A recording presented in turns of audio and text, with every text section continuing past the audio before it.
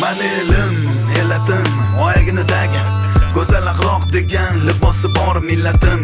Qo'lini ko'ksiga doim bosgan o'zbegim. Mani elim, g'ururim, jonim fido bo'lsin agar u meni kamida har dam. Salomatligi bor, oqibatda oxiratdagidam odam xotirjam. O'zbegim meni millatim, donishmand devonxonam. Bu yerlarni kezdi bo'lib har yon aqli xarobotlar. Devonai mashoyix abdollar, Ibn Sino bobolarim, Hazrati Naqshband darajati ulug'lar, balogardonlar. Teradi ko'yinon sirlarini bilishni istar hamon bu odam zot. Hozirgi kunda ham noayon bardalbon.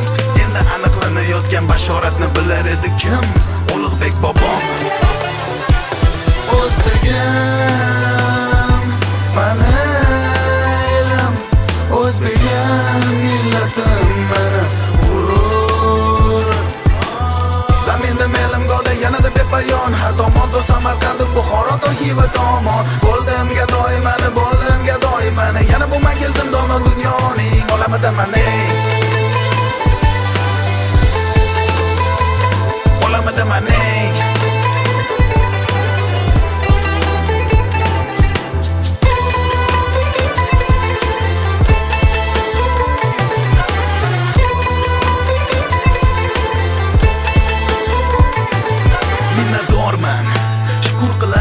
Kecha-yu kunduz ota-onamning bergan tarbiyatini haqini ado etib bo'lmas ekan hanuz. Nechun ular bunday mehribon, borliklari bir ulug' inom. Farzandining aybini yashirish va afv etishda bardavom.